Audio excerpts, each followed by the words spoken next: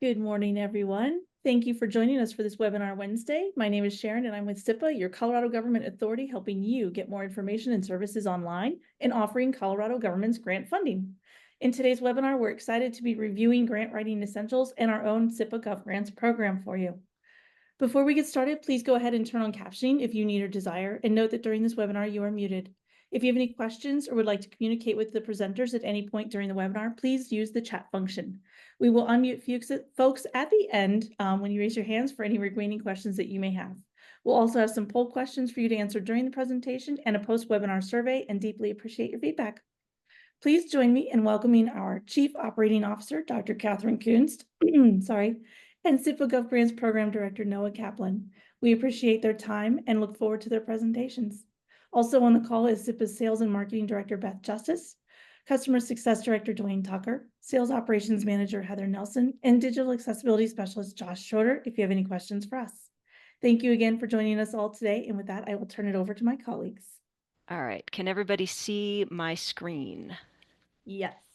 Is it full screen? Full screen mode. Is that better? Looks great. All right. Um, so as Sharon said, I'm a scientist by training, and for more than 10 years, I ran a research lab focused on ALS, amyotrophic lateral sclerosis, or Lou Gehrig's disease. And as part of that experience, I had to fund both my education and research by winning grants from both private organizations and the federal government. And as those of you who've applied for grants probably know very well, only a small percentage of grants ended up getting funded. And so it can be pretty exciting as a scientist to make sure that you're getting enough funding to do your work, to support your people, and to keep your research endeavors going. I'm going to give you my perspectives on how to do that successfully, and then Noah's going to talk really specifically about what you need to know about the SIPA GovGrants program. So my talk's going to be much more general, and his is going to be much more focused on the GovGrants program that we run. Um, so,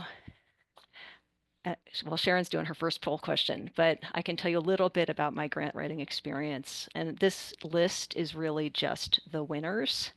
It's not showing the dozens and dozens of grants that I applied for that didn't win. And some of these you'll see had some pretty long time periods, and those you can sometimes renew or extend certain federal funding opportunities if you keep making progress against your research goals.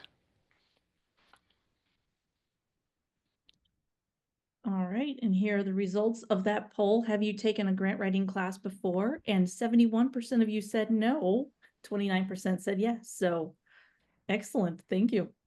Interesting. Yeah, I've never taken one either. I just learned by having to write them. Um, One way you get really good at writing grants is reviewing other grants. And so I've had a lot of opportunities to review grants, both SIPA's microgrant program, where I think I've reviewed almost 1,000 individual microgrants. I've done some for something called the Cade Museum Prize for Innovation.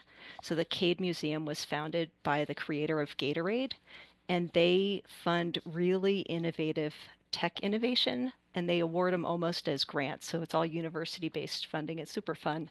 And then I've done a variety of federal grant review programs, some 3, 4 times a year for many years at a time. And you get really good at identifying grants that are more likely to win and those that will probably come back and have to be reapplied for.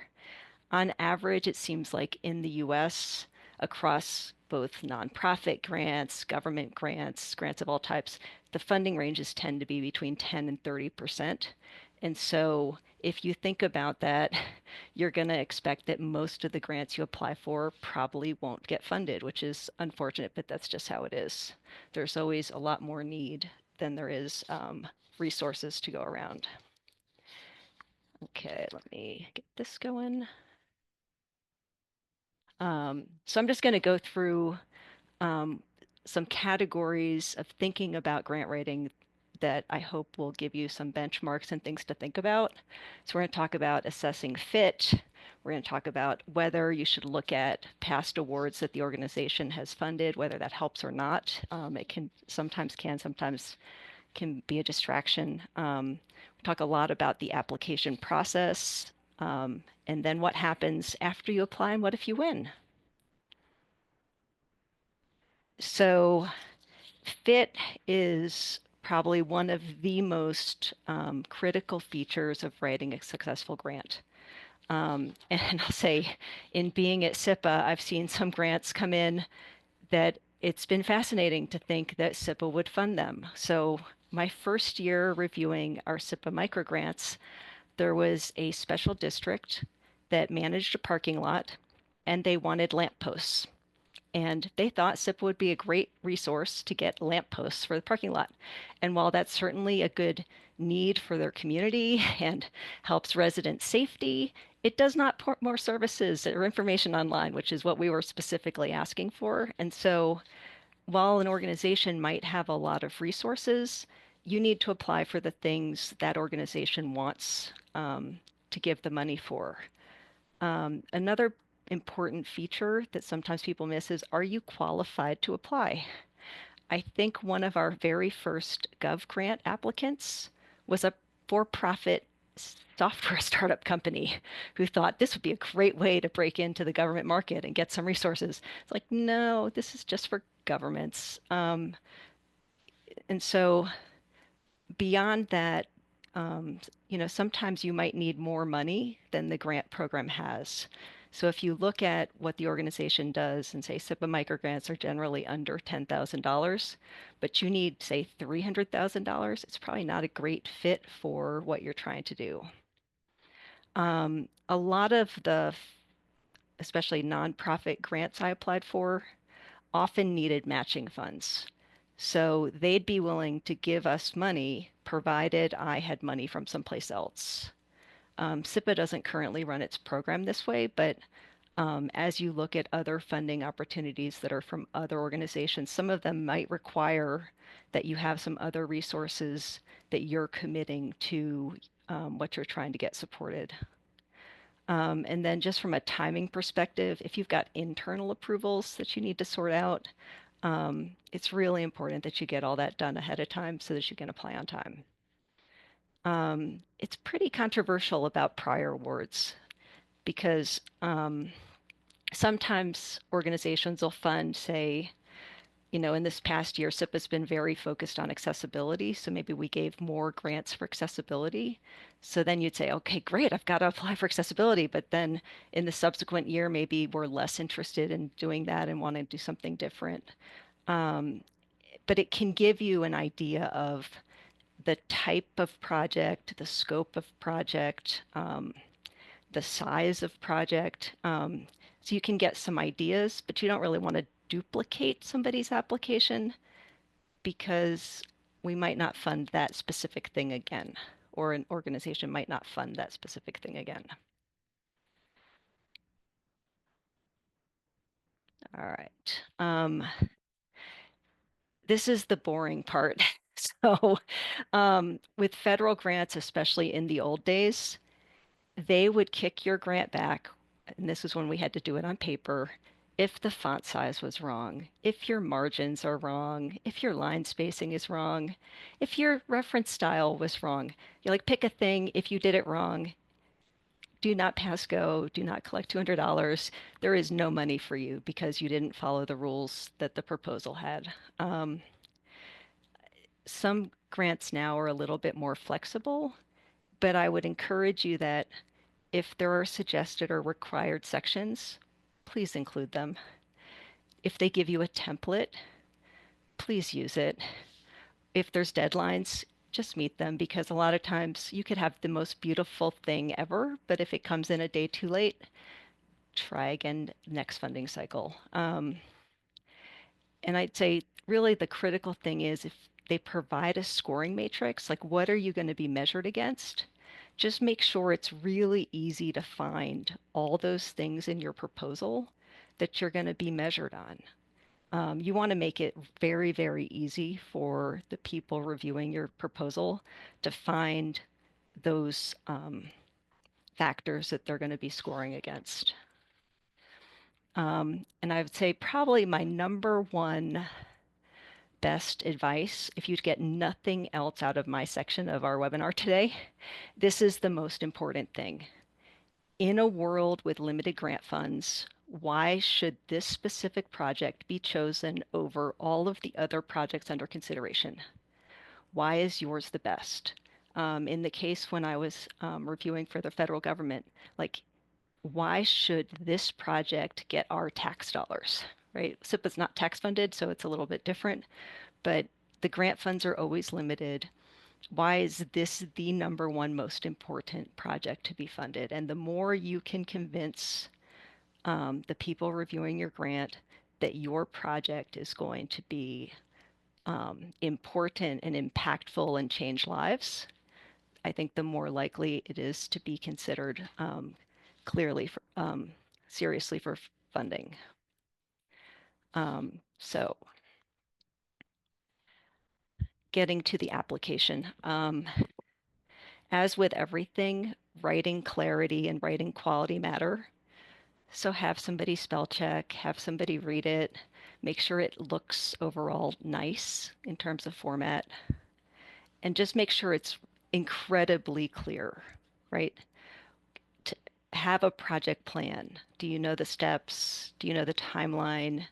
Do you have implementation partners or internal staff that you've lined up and you know how that's all going to fit together? Do you understand the budget and the costs and the contingencies that go into your proposal? The more you can make a grant reviewer believe that you have a well thought out plan that's ready to implement with potential high impact, the easier it is to get enthusiastic about a proposal. Okay, these things won't make your grant win necessarily, but at least you won't get just rejected outright or ignored because it's missing something fundamental. You just really need to be clear about what you're doing, why it's important, how you're going to do it, and is it credible? Does it make sense? And are you communicating clearly enough that um, reviewers from different backgrounds can understand what you've put together? All right. And then and then you're waiting. And sometimes grant review cycles can be really long. I think some of ours can be a couple months. And it's really frustrating. And you're like, am I going to get the grant? Am I going to get the grant? Beth, am I going to get the grant? Right? Noah, what's going on? When will I know? And it's so hard to wait. And because only a small percentage of grants, whether they're ours or somebody else's, get funded, keep looking for other funding methods, keep applying. Um, I know you're waiting for these grant awards to get started, but are there small ways that you can make even a little bit of progress to showcase its viability or to make a future grant application more likely to be awarded? The more you can do to show this project's important, this initiative's important, you're committed to it, even if you still need more resources, the more likely it is as you keep applying for you to succeed. Um, and it's hard. Like, you could have done all the things I'm telling you, you could have it perfect, but so many more grants go into the not funded pile, or maybe they're on the bubble if somebody who is awarded ends up getting disqualified later. Um, you just have to keep working at this. And then finally, what if you win? I'm going to encourage you very seriously to be really consider your funding organization as a partner. So please provide everything they ask for so that they can transfer the money or transfer whatever the services are or whatever it is that you've won. There's often a lot of required information. Um, Make sure you execute on your proposal. Um, every once in a while, you might realize you need to change initiatives. So you got the money to do A, but now you actually want to do B. Make sure to check with the granting organization that that change of use is actually going to be okay. A lot of organizations will work with you on that, but some won't. And so it's really important to check and make sure they're comfortable with a shift in priority. Most grant awarding organizations require updates on progress. They want to know that you're succeeding. They want to, we want testimonials on the grant impact. How did you succeed? How did this make it better? What were the outcomes? The more you can help the funding organization succeed too, along with you, um, it makes it a sort of a self-sustaining cycle, one of those virtuous cycles. And so I saw from my own sitting on panels when you had really successful scientists, they were almost guaranteed to get award because you knew whatever you put in, they'd keep churning something out that fundamentally changed where the field was going. And everybody was excited to see that happen. And so as you make um, progress on your initiatives, the more you can show those community benefits, especially for an organization like ours, that's really impactful and makes us more excited to be like, oh, let's go do more with them. Um, so that's really all I have, I think, on this. And we can turn it over to Noah or maybe take a few questions depending We what did Sharon have thinks. one question here in the chat. Let me see if I can Okay. find it again. Oh, scroll down. There is a lot going on. Let's see. It was about clarity for reviewers who may not have the technical understandings. If I Okay. remember that right, there it is. Can you further address clarity when reviewers may have different levels of understanding technology wise? Um, okay, that's a really good question. So, in my own experience, I was one time asked to look at, so as a scientist that was focused on a neurodegenerative disease, I was often asked to look at animal models and different ways of studying those disorders. And there was one proposal that I'll say ethically was a little bit gray. So there was going to be cloning of primates, which hadn't happened yet, to do some really interesting work on neurodevelopment, neurodegeneration. But there were so many factors that were questionable, like, is it ethical to work on this type of primate? Can this even be done with the cloning side? Scientifically, it was really fascinating, but in terms of my personally being able to understand feasibility, I had to talk to some of my peers that were in my panel looking at that proposal specifically. And so I would say trying to have enough technical detail, because I'm sure you'll have technical reviewers, so that it's credible to that audience, but then a higher level summary of when you succeed at this, these are the outcomes that are more understandable. You can bridge the impact without um, getting having that reviewer get lost in some of the technical details, which they can clarify feasibility with some of their peer group. Does that help? That sounded good to me. Okay. And one more regarding the point that we should try to show why this project should be awarded over all others competing for limited funds. Do you recommend a specific summary section that addresses this point? If there's an impact section or an executive summary section, sometimes it's good to put it at the front. Just um, I'm a I'm applying to do X. This is really important because Y. Here's how, um, in the case of our types of grants that we look at, the residents in our community will have these net new benefits. Um, it it helps if you have those in lay language, so it's really clear. Like you want to do this because there's going to be this impact. Um,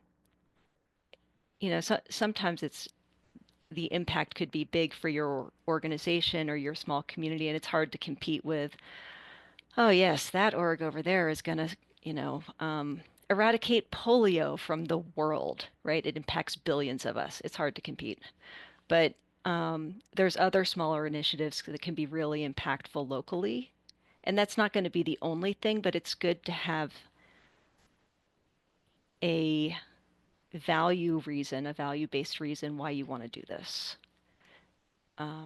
Not just, you know, I really just want a new computer monitor already, please. You know, it's like, yeah, me too, but not this year. So I don't know if that helps. That does. Thank you very much, Catherine. Appreciate it. All right, Noah. Good morning, everyone. Let me get my slides up here. And I will go ahead and launch the second poll question while we're doing that, if it'll let me. That's weird. It is not letting me.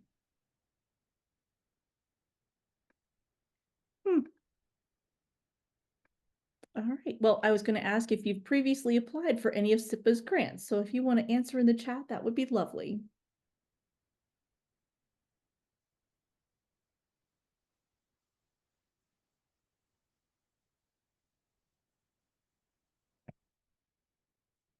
Hopefully folks are seeing the presentation now. Yes. Thank you. Great. Sorry, I actually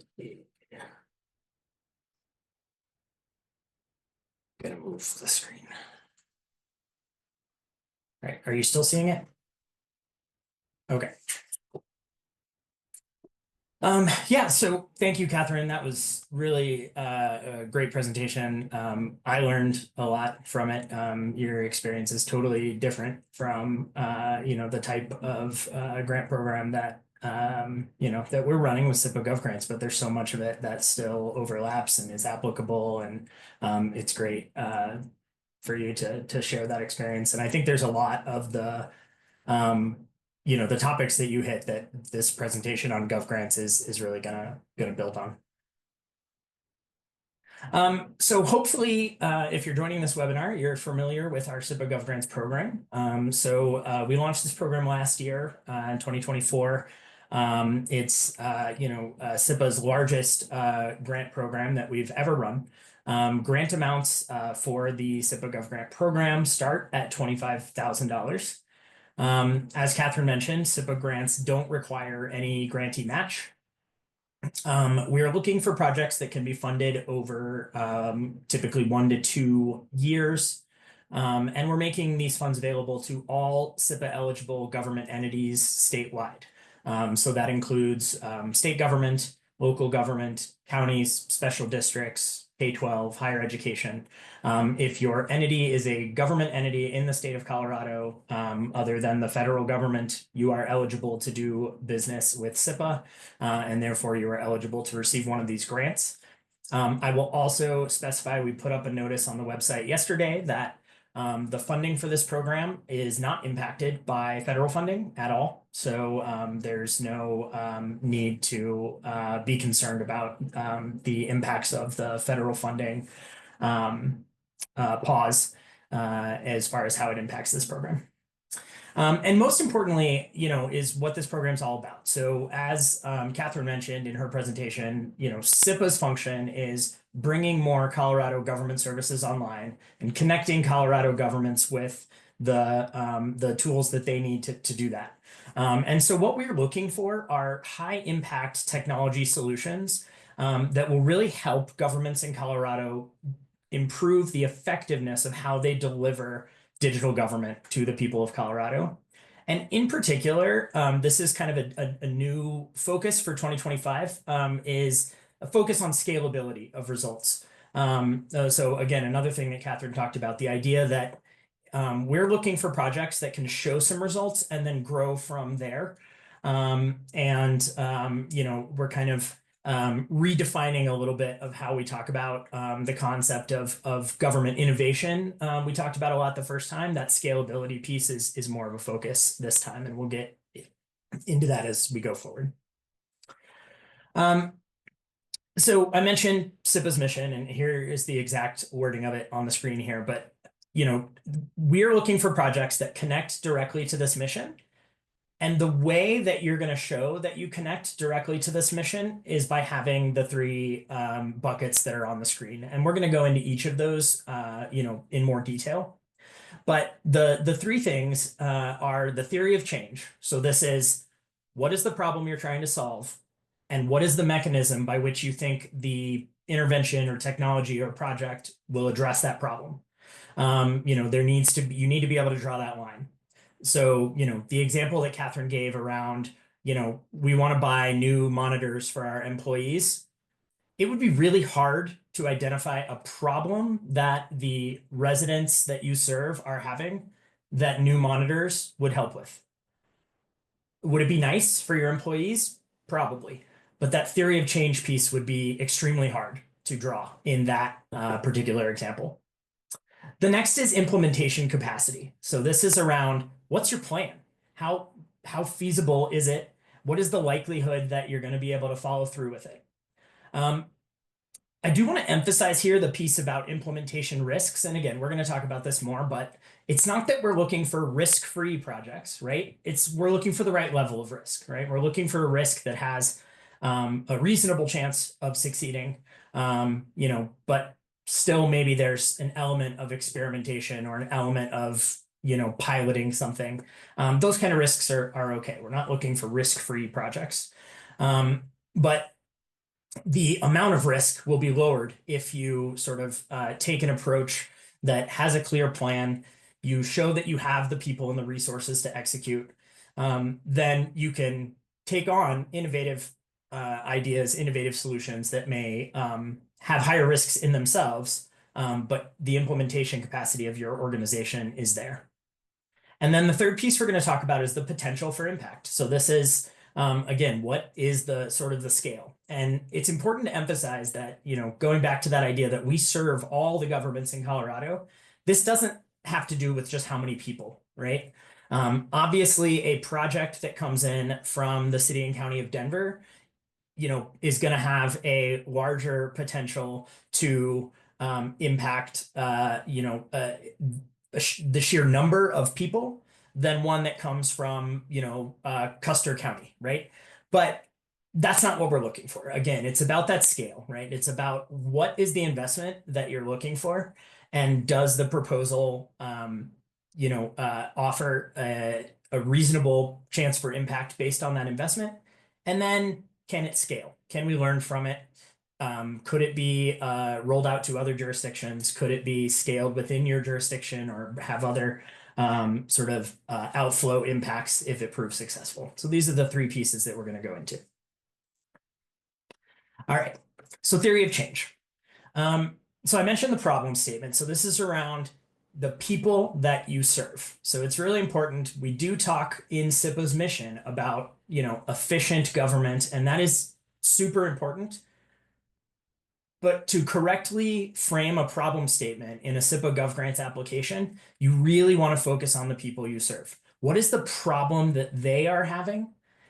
And what is the gap between what they expect when getting products or services online and the way that your government is delivering the services that you deliver to the people? So, for an example, we all love to talk about, if I can, bank online and I can, send payments through my bank, why can't I, make this payment to my government online? That's a gap, right? The people that you serve have a certain expectation that making payments online is something that should be pretty easy to do because they do it all the time. And if your government is having people mail in a check, then that's a gap between their expectations and reality. Not one that would be particularly innovative, right? It's kind of just catching up, but it is a problem. So, when you're crafting your problem statement, focus on the people you serve. What is the problem they are having, not the problem your government is having? Once you have that problem statement, the next step is the intervention. And this is really the heart of the proposal. What do you want to do, right? What is the project? What is the thing that you think will help address that problem? And how, and how, right? That idea of like, what is the mechanism by which if we do this, then we do, then we get to this outcome. And then the final piece is the outcomes, right? If your intervention works, what happens, right? What is the benefit to people what will be possible that wasn't possible before. So that's kind of the elements of the theory of change. In the first round of SIPA GovGrants, we saw a number of applications that kind of missed the mark on this because they were really focused on the government, right? They were focused on, we have technology that's hard for our employees to use, and we'd like to replace it with something else. Okay. That may still be a great application to SIPA GovGrants if you can tell me our employees are having trouble using this software, and the impact on the people we serve is that our employees can't do X, Y, or Z in a reasonable amount of time, or there's errors in the process, and our residents have to come back and give us the same information more than once. You can get from our employees are struggling to how does that impact the people you serve? But when you're crafting your problem statement for your application, that focus on your stakeholders, your residents, is really, really important. All right, the second piece I talked about was implementation capacity, and here I'm kind of breaking it out into 4 buckets. So the first is your plan, right? We are not looking for every project that comes in to be sort of very clearly spelled out with, a sort of traditional waterfall approach. Here's our 5 milestones. Here's where we're going to be. We've already done the procurement. We got some applications that are like that. And if you are at that stage, great, that's fine. We are certainly open to that. When we talk about a plan, it can also include a plan to, to sort of progress in stages and learn from those stages. It's what is the strategy that you're going to employ? I think where we had applications in the first round that missed the mark on plan, they kind of didn't get from the problem statement to that sort of like, okay, now how do we get to the solution, right? They had the idea of like, here's a problem we're trying to address, and we're not totally sure how to address it yet, and so we don't really have much of a plan. Please give us $100,000. That is not a super compelling application. So I want to be clear that we're not looking for, necessarily everything needs to be spelled out. Like, we're open to agile approaches. We're open to, things that are defined, iteratively throughout the process. But if you know what those outcomes are that you're trying to achieve, you should be able to develop some plan of how you want to get there. The next piece is risks. So I talked a little bit about this. If you're using an iterative or agile approach, that can actually reduce risk, right? An approach, if you come in and you say, we're asking for $100,000, but the first phase, we're asking for 25,000, and we're going to use that to conduct, some research and to kind of further refine our plans. And then we're going to learn from that approach and put that into, what we do in phase 2.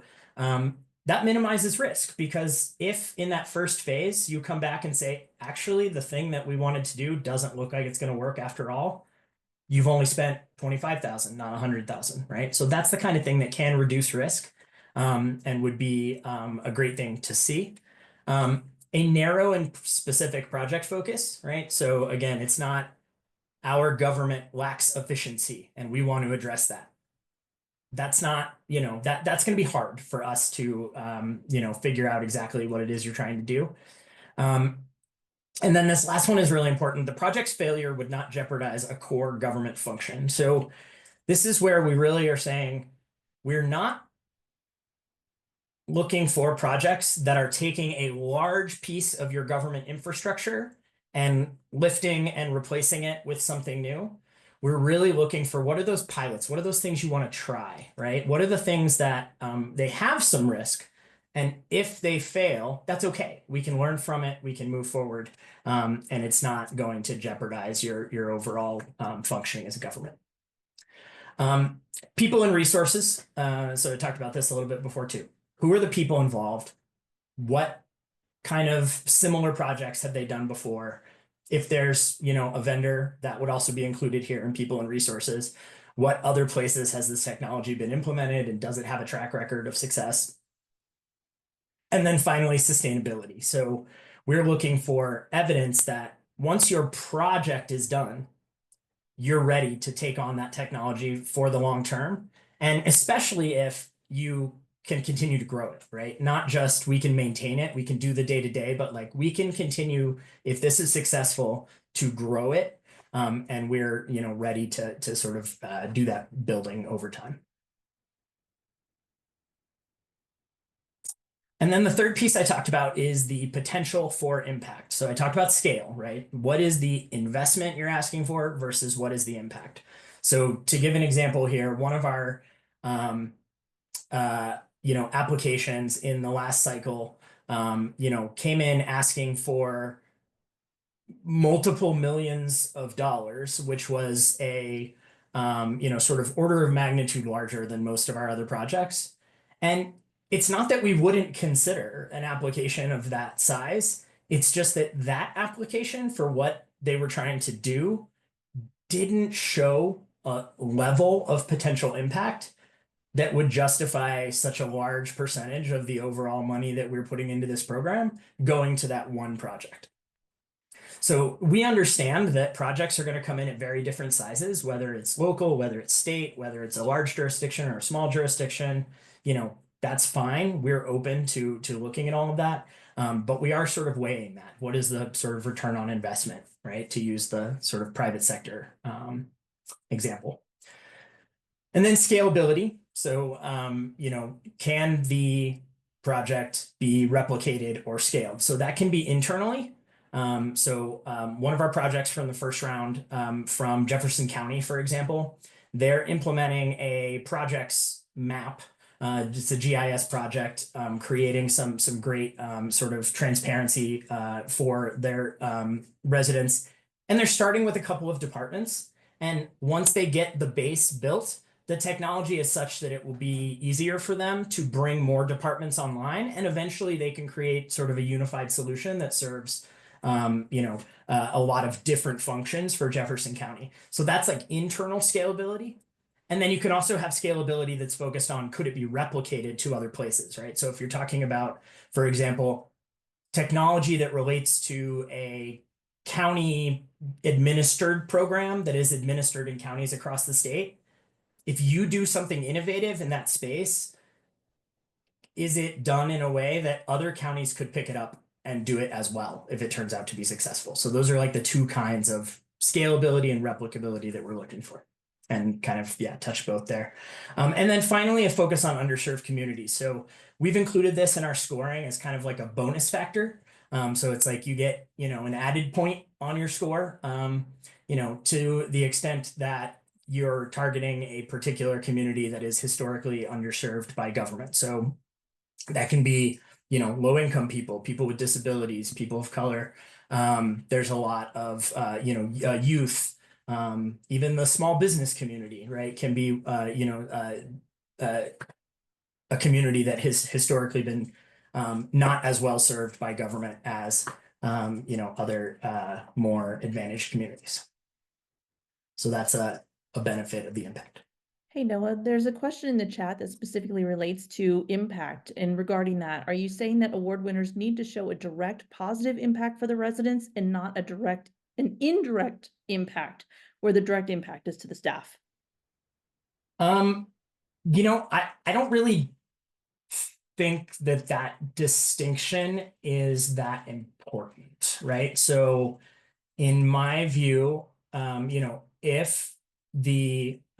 it is obviously the case that anything you do is going to be implemented by your staff, right? Or, at least in part by your staff. And so the sort of direct action is performed within your government entity, and then the impact of that action flows out to the people you serve. So I think, if it's as indirect as, something along the lines of like, people will be more efficient, so we will have to hire 20% fewer people, and then that savings can then be used for, other services. That's probably too indirect, right? But if you can say our, employees will be more efficient, and that means permit applications will be processed 20% faster, to me, that's a direct benefit to the people that are applying for your permits, right? Because they get their answer 20% faster. That's a benefit. So to me, it's just not necessarily the way that I would draw the distinction. Thank you. All right. One of the things that we ask for in the applicant worksheet, which is optional, but it does give you a good sort of frame or outline for how to apply for SIPA GovGrants, is what are your success measures? What does it look like if your project is successful? And we also call those KPIs, or key performance indicators.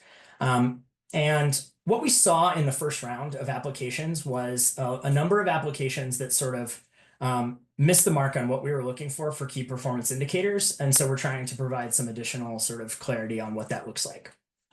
A key performance indicator, in our view, is made up of two pieces. So first, what is the outcome metric? What will you measure?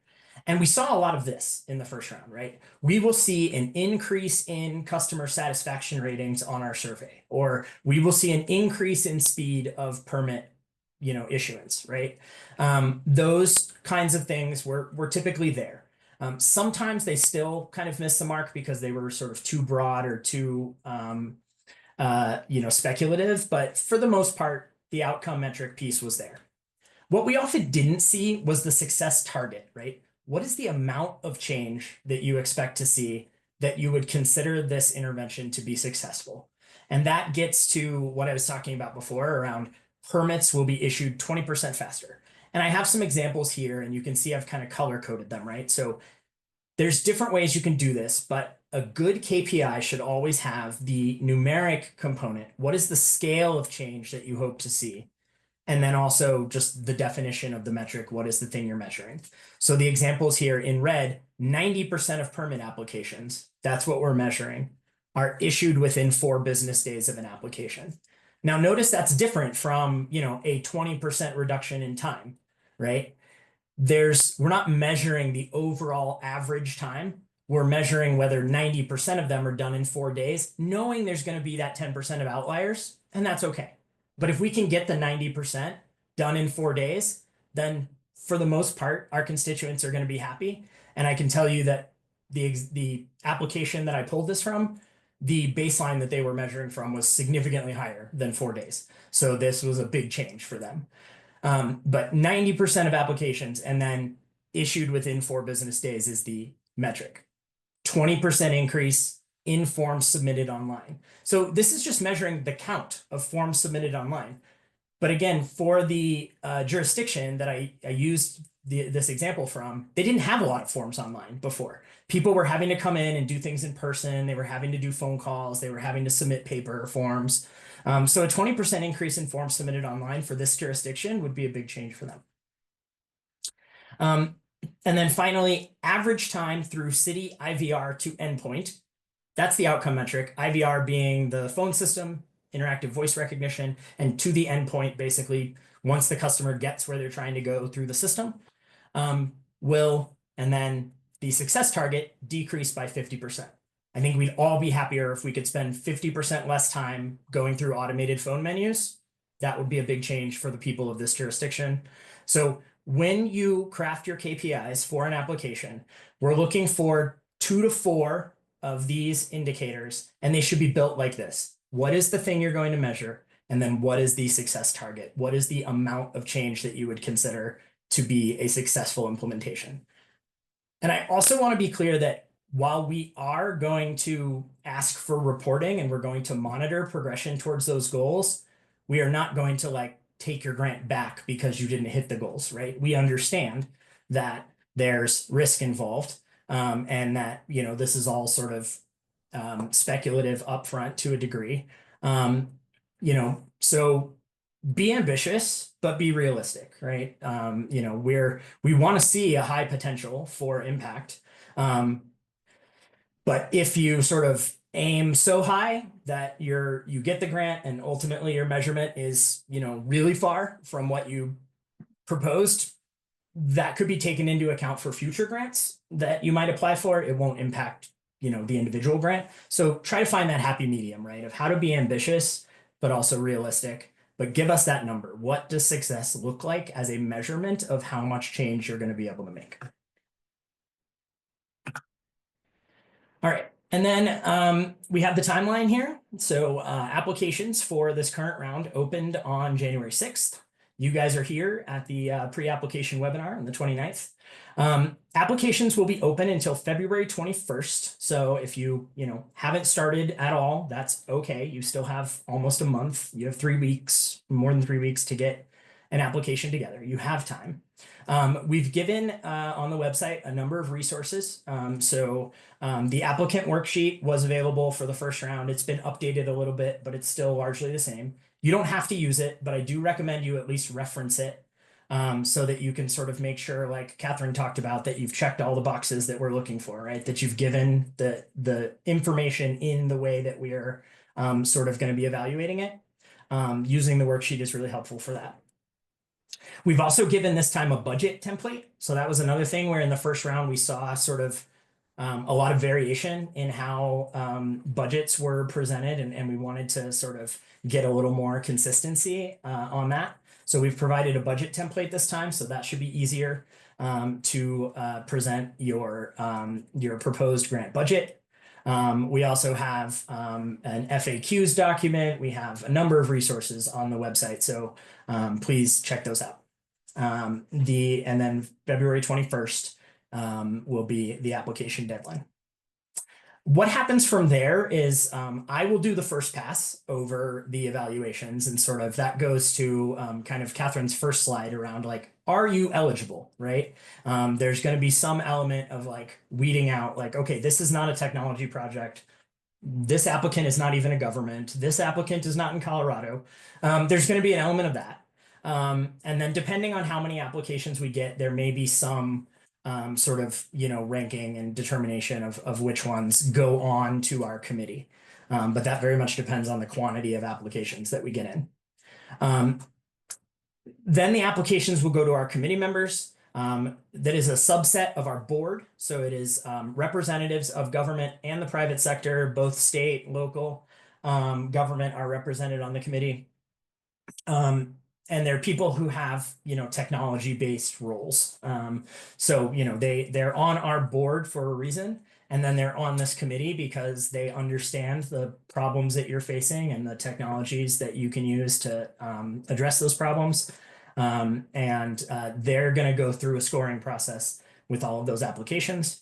So that's where, again, just making sure that even if you don't fill out the worksheet, that you at least go through it and make sure you've hit all the boxes is going to really help with our committee to make sure that they're scoring you based on your putting your best foot forward with all the information they need.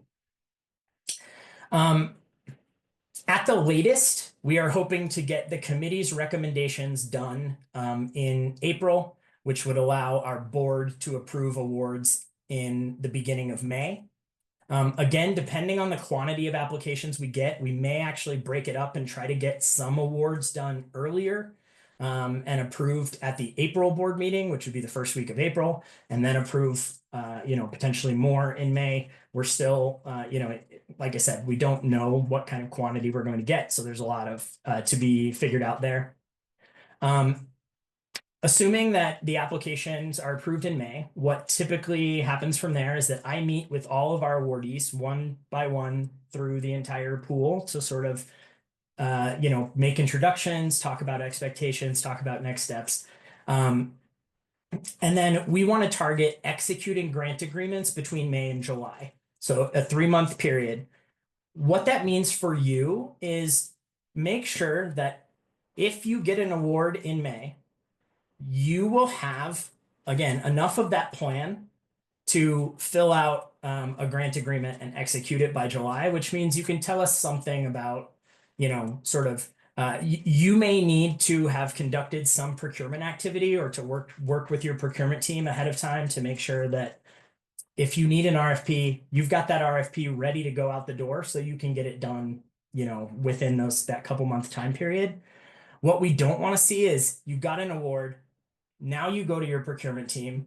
They tell you they're on a 2-month backlog before they can issue the RFP, and then it'll take 6 months to finish the RFP, and you'll have, those details in a year. That's what we don't want to see. So think ahead to, if you get an award by that first week of May, will you be ready to sort of start your project by the end of July? So you need to probably have some ducks in a row. Think about those internal steps that you might need to take. And then the way that we handle monitoring and reporting is on a quarterly basis with all of our grantees, whether it's 1-year awards or 2-year awards. We just implemented a new portal through our Salesforce environment that allows our grantees to log in and manage their own reporting, which will be ready to go for this next round as well. I'll take any questions, or Sharon has a poll question. Yes, and Carolyn, you got her question about the grant project term, 1 year or 2 years, just depends on the project, right? Yeah, that's right. So, I mean, we could have other terms, but typically in this first round, all of our grantees either have a 1-year grant or a 2-year grant. It basically depends on looking at that plan that you have for your project. How long is the actual sort of implementation or the sort of project phase going to take? And then how long is it going to take you to measure the outcomes so that we can sort of report on those results? So if you have a project that is going to take a full year for your government to sort of implement, that's probably going to be a 2-year grant agreement, because after you finish the implementation, we're still going to want you to report, and those KPIs should be outcomes focused, right? What happens after the project stage? Whereas if you've got a project that can be implemented in 2 months, then in 1 year, we probably are going to have both the project done and the outcomes measured. So that's kind of how we're thinking about it. Again, we could do it, there's no it's not a rule. It's just how we've chosen to implement it. And along those lines, Daniel asked, how does the funding work for a 2-year grant if we were to request $250,000? It works how it works for your project. So we don't sort of cut a check up front. That is, for these larger grant projects, typically you are receiving more than one grant disbursement. What we typically will do is sort of put that disbursement schedule into the grant agreement based on kind of what you expect to be your expenses. And then, through the reporting process, we kind of compare what you expected with what your actuals are and kind of adjust as we go through. So it's going to vary depending on the project, right? A project that is very software heavy as far as what the expenses are might have a larger sort of upfront payment for like an annual licensing fee, for example. We would still like it to be the case that that annual licensing fee is post implementation if possible. So we certainly encourage you to push on your vendors to, again, it's that risk piece, right? If you have to pay for the entire year before you start implementation, then that's a much larger sort of risk profile. But we understand that if it's a 1-month implementation process, it may be the case that either at the beginning or the end of that month, you have to pay for a whole year. So if your project is very software heavy, that, you're going to be more front loaded. If your project is more people heavy, whether that's, sort of building a project team with FTE or whether that's contract resources, those payments are going to be more spaced out, right? We want to know, what does it cost sort of per month of the project to have those resources on? And we will space it out. So depending on, again, what the sort of term of your project is, we'll make that schedule part of the grant agreement. Perfect. Is it possible that grant recipients will receive a partial reward, or is it all or nothing based on the application? That's a good question. I would say it is possible. So what we did in the first round was when we had the board approve the awards, we had the board approve them as a maximum award to each grantee. And then through the grant agreement process, there have been some adjustments down from that maximum. So, for example, one of our grantees had based the amount they requested on signing a 5-year contract with a software vendor. And we told them it wouldn't be equitable to our other grantees for us to pay upfront for you to sign a 5-year agreement. So, we're willing to pay for 2. If you want to do a 5-year agreement to get the scale, cost, then you have to pay the other 3. And so that got adjusted down. Or in some cases, projects have sort of, they've given us a number, and then as they've sort of refined their project, it turns out, their costs just are lower than what they expected. So we've done it that way. I would say, going back to that idea that your project be narrow and focused, don't put unrelated things in the same application. You can submit more than one, but don't put more than one thing where we would have to say we're going to award this part, but not the other part.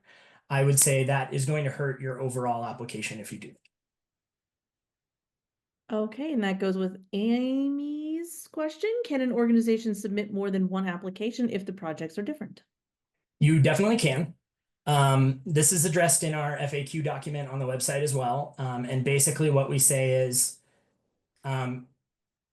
if the projects you have in mind are sort of different levels of priority for your organization, keep in mind that the one that is the lower priority for you might be the one that our committee is most interested in, and you might not get the funding for your higher priority. So try to think about that. If you have different ideas that are sort of equal levels of priority and you want to kind of see what the board likes, then absolutely go for it. We have a limited amount of funds that serve all the governments across Colorado, so I would say don't expect for one government to receive multiple awards. We do have some recipients who received more than one in the first round. But you're probably not going to receive 3 or 4 for the same government. So just think about that strategy as you think about what to submit.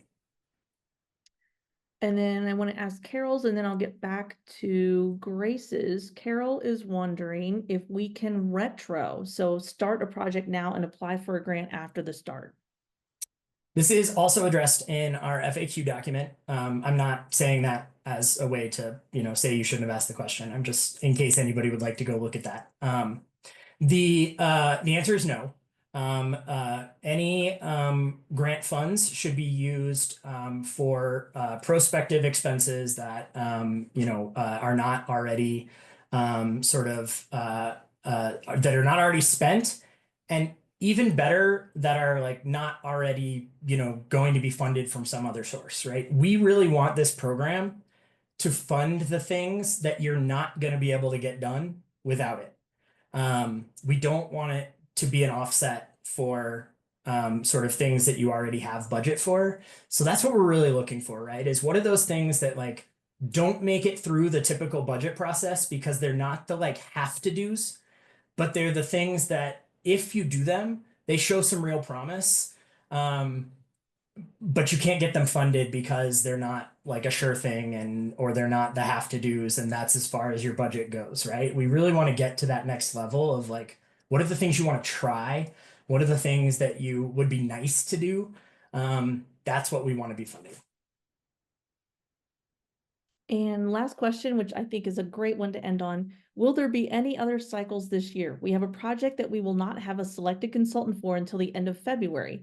If not, could we apply for retroactive, which we already know we can't? So will there be another cycle this year? The answer to that is possibly. The cycle for last year started in the summer and we awarded in the fall. And then so we're starting this year on a timeline ahead of where we were in 2024. There is the possibility of another cycle this year. A lot of that depends on kind of, again, we don't know what the volume of applications is going to be. We don't know kind of, how the selection process is going to progress with this second round. So there's a lot that we need to figure out as far as internal capacity to determine whether or not we could do another round. We would like to, but we don't want to, take on too much. So we're just trying to figure out what is going to be feasible internally for SIPA from a management perspective. If we have, 2 cycles that are still kind of in the implementation phase, and then a new cycle that we're also doing the selection, it's just a capacity question. So I would say, I imagine most of you are already subscribed to the SIPA newsletter. Keep an eye on that. We will, certainly be delivering any information as we make those decisions through our regular communication channels. And do you have a sense of the total amount we're going to be able to award this round, Noah? We are not disclosing a total amount. The maximum for the first round was over 9 million. Again, that is the maximum. So that doesn't mean that's necessarily how much is going to get spent. But we did end up over 9 million for the first round.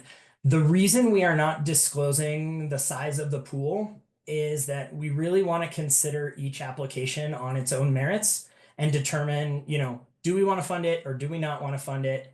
And we don't want our evaluation committee or our board or, the applicants to sort of feel like we're just trying to hit a number. And that's where, we're sort of holding that overall maximum number internally.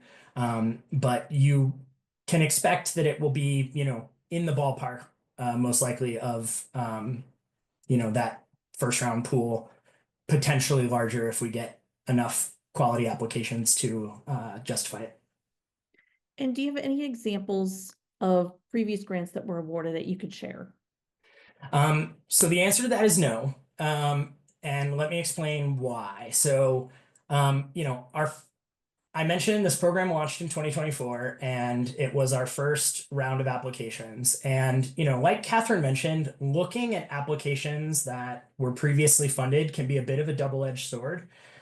And we really don't want that first round pool to sort of skew the future of the program if it turns out to be an outlier as far as what that pool looks like. And we just don't know yet. So what we're planning to do is to wait until our kind of first round projects start to show some results. And then, you can expect to see some case studies and some, data on the results that are being delivered from that pool. And we'll definitely put, some of the application materials and stuff included with those resources, but we're not there yet. Because we don't know yet what that first round is going to deliver, we're kind of holding that back for now. And we want to see how the program grows and develops. And then over time, we'll put out more information like that once we have a better sense of kind of where the program goes after that first round. All right. Well, we are a little over time, and I want to respect everybody's day and the busyness that you have to do. So I want to thank you all for joining us again and all of your wonderful questions. Please don't hesitate to contact Noah or any of us with any follow-up questions, requests to learn more, or if you need to get any quotes for your applications from any of our suppliers, if they would fit what you're trying to do. Please save the date for our upcoming webinar Wednesdays. We've got one on February 12th with Tyler Technologies, February 26th with Slalom, and March 12th with Qualtrics. In the meantime, please go to SIPA's new website at sipa.colorado.gov to subscribe to that newsletter that Noah mentioned to help keep up with our upcoming events and news and find those other services that we can help you procure and useful accessibility and cybersecurity resources. If you want to return to this webinar, we will get it up on a YouTube channel once we can get it processed and some captions added. So please give us a couple days and then that'll be there for you to share with anyone you'd like. And please do make sure you take that brief 2-question survey that we're going to be sending out. We'd really like to keep making these as relevant and informational for you as possible, and we really appreciate your feedback. Thank you all for joining us this morning, and make it a fantastic day. Thank you. Bye, everybody.